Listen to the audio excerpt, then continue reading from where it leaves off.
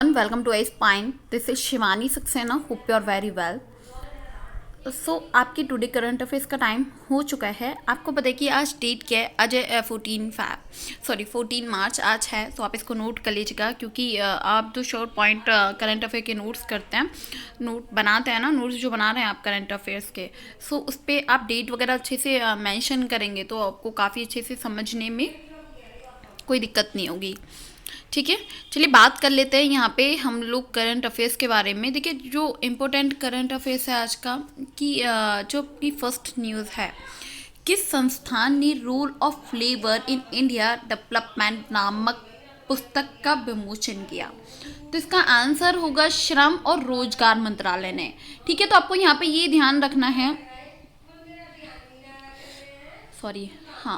आपको यहाँ पे ये ध्यान रख लेना है कि ये किसने लॉन्च किया है, किसने विमोचन किया है. इसका श्रम और रोजगार मंत्रालय ने. आपको पता है कि केंद्रीय श्रम और रोजगार मंत्री भूपेंद्र यादव जी ने क्या करा है, role of labour in India development नामक पुस्तक का विमोचन किया है. इस पुस्तक में क्या होगा कि भारत की विकास यात्रा में श्रम के योगदान और प्रख्यात जो शिक्षाविदों हैं उनके द्वारा लिखे गए 12 लेख हैं. यह बीबी गिरी राष्ट्रीय श्रम संस्थान द्वारा प्रकाशित की गई है, जो श्रम मंत्रालय के तहत स्वायत्त परीक्षण संस्थान है. तो देखिए काफ़ी इम्पोर्टेंट है, तो इसके बारे में आप लोगों को नॉलेज होना चाहिए. एंड चलिए बात कर लेते हैं हम यहाँ पे नेक्स्ट उसके बारे में. देखिए यहाँ पे क्या है कि आपका जो MSME है उसमें इनोवेशन डिज़ाइन के IPR योजनाओं के समीकरण के रूप में शुरू की गई एक नई योजना का क्या नाम है. तो इनोवेशन स्कीम इसका नाम है. सो इसके बारे में भी आप लोगों को नॉलेज होना चाहिए.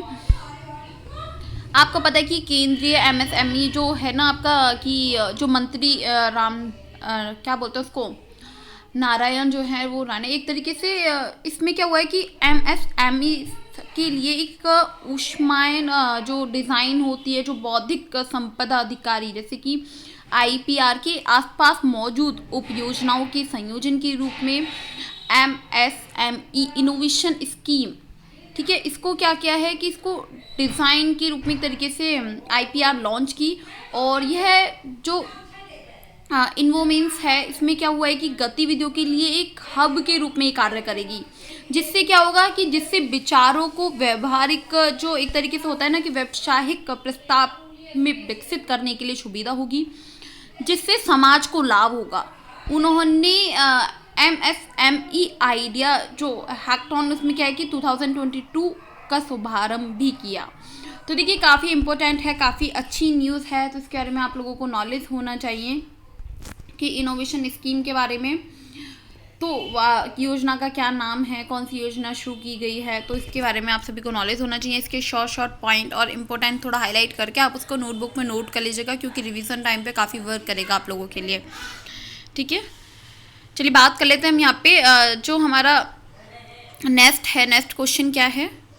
आपको पता है कि हाल ही में खबरों में रहा जेनो ट्रांसप्लांटेशन किस क्षेत्र से संबंधित है. तो इसका आंसर होगा किससे संबंधित है, ये अंग प्रत्यारोपण से ये संबंधित है. सबसे इम्पोर्टेंट पॉइंट तो ये हो गया क्योंकि इस तरीके से क्वेश्चन कॉम्पिटिटिव एग्जाम में पुटअप कर लिए जाते हैं. अगर आपको नॉलेज है, अगर आप करंट अफेयर डेली वॉच कर रहे हैं तो आप इजीली इसका आंसर दे सकते हैं. आपको पता है कि मतलब अंग प्रत्यारोपण से ये संबंधित है. तो यहाँ पे क्या हुआ कि जेनो ट्रांसप्लांटेशन के मानव प्राप्तकर्ता के लिए प्रत्यारोपण के रूप में परिभाषित किया जाता है.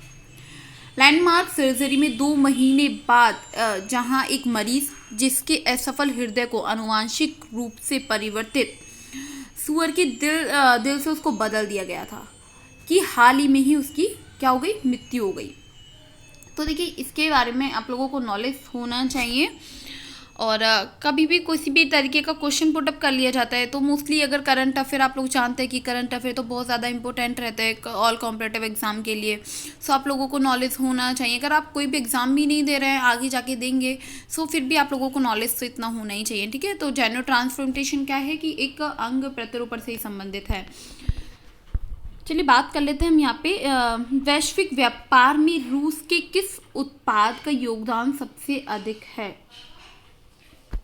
इसका आंसर होगा कि क्रूड पेट्रोलियम. आपको पता है कि वैश्विक व्यापार में रूस का सबसे बड़ा योगदान ऊर्जा, विशेष रूप से क्रूड पेट्रोलियम, 123 बिलियन अमेरिकी डॉलर है। इसके बाद रिफाइंड पेट्रोलियम गैस का स्थान है। हाल ही में अगर देखा जाए, यूक्रेन आक्रमण पे प्रतिबंधों की चपेट में आने के बाद रूस ने 200 से अधिक उत्पादों के निर्यात पर प्रतिबंध लगाने की घोषणा की। रूस अभी भी यूरोपीय संघ के देशों के लिए एक प्रमुख ऊर्जा और आपूर्तिकर्ता बना हुआ है। देखिए, एक मिनट थोड़ा, हाँ, तो देखिए यहाँ पे क्या है कि जो आपका क्वेश्चन है, जो न्यूज़ है कि वैश्विक व्यापार में रूस की किस उत्पाद का योगदान सबसे अधिक है, तो उसका आंसर होगा क्रूड पेट्रोलियम। देखिए, तो इसके बारे में कि मैंने आपको बताया कि विशेष रूप से जो क्रूड पेट्रोलियम है 123 बिलियन अमेरिकी डॉलर है, और जो अगर यूक्रेन में आक्रमण पर प्रतिबंध की चपेट में भी आ गया था, तो इससे आप लोगों को जैसे कि 200 से अधिक जो उत्पाद थे, मैंने आपको इसके बारे में न्यूज़ भी बताई थी। अगर आप लोगों ने मेरी लास्ट वीडियो को अच्छे से वॉच किया है, रेगुलरिटी के साथ आप करंट अफेयर्स लेते हैं क्लासेस, तो आप लोगों को अच्छे से नॉलेज होगी कि मैं किस वीडियो की बात कर रही हूँ। किस वीडियो में मैंने आपको प्रतिबंध के बारे में पूरी नॉलेज दी थी कि कितना प्रतिबंध लगा है यूक्रेन, रूस वगैरह का। चलिए बात कर लेते हैं हम यहाँ पे, जो हमारा नेक्स्ट क्या है। देखिए, ड्रोन जो घटकों हैं उसके लिए PLI योजना की घोषणा किस केंद्रीय मंत्रालय द्वारा की गई है, तो इसका आंसर होगा कि नागरिक उड्डयन जो मंत्रालय है। आपको पता है कि जो नागरिक उड्डयन है, तो उसमें मंत्रालय ने 2021 में ड्रोन के घटकों के लिए उत्पादन जो लिंक्ड है प्रोत्साहन, ठीक है, तो इसके बारे में आप लोगों को नॉलेज होना चाहिए कि योजना के लिए आवेदन और आमंत्रित किए गए हैं, और इस PLI योजना के तहत ड्रोन के जो घटकों हैं उनकी निर्माता के लिए प्रोत्साहन राशि अगले 3 वर्षों में कंपनी द्वारा किए गए मूल्य संवर्धन 20% होगी। और इस योजना की घोषणा कब की गई थी, ये बहुत इंपॉर्टेंट है, तो आप इसको नोट कर लीजिएगा, ठीक है। ये थोड़ा हाईलाइट करके इसको पढ़िएगा थोड़ा ध्यान से, कि जो इसकी योजना की घोषणा की जो कब की गई थी, सितंबर 2021 में इसकी घोषणा की गई थी। तो इसके बारे में भी आप लोगों को नॉलेज होना चाहिए। देखिए, ऑलमोस्ट आपका जो टुडे करंट अफेयर्स है वो कंप्लीट हो चुका है। अगर आप लोगों का कोई भी डाउट है तो आप लोग इसे कमेंट बॉक्स में क्लियर कर सकते हैं, ठीक है। And I am so sorry कि आपकी जो करंट अफेयर्स की क्लास है वो 2-3 दिन थोड़ा लेट होगी, क्योंकि एक्चुअली मुझे थोड़ा बोलने में प्रॉब्लम हो रही है, तो पहले मुझे मेडिसिन्स लेनी पड़ती है, उसके बाद से मैं आप लोगों को अच्छे से बता पाती हूँ। ज़्यादा बोला नहीं जा रहा है मेरे से, तो कुछ प्रॉब्लम है, तो इस वजह से थोड़ा लेट हो जाता है आप लोगों का क्लास। तो अगर आप लोगों का कोई भी डाउट है, लेकिन हाँ प्लीज़ आप रेगुलरिटी के साथ क्लास लीजिएगा, और कोई भी डाउट रहता है तो आप मुझसे पूछ लीजिएगा उसको, कि मैं पूरी कोशिश करूँगी आपके डाउट्स को क्लियर करने के लिए। एंड स्टडी से रिलेटेड आपकी कोई भी प्रॉब्लम है, कोई भी सब्जेक्ट की, ठीक है, वो भी आप मुझसे पूछ सकते हैं, कोई भी दिक्कत नहीं है।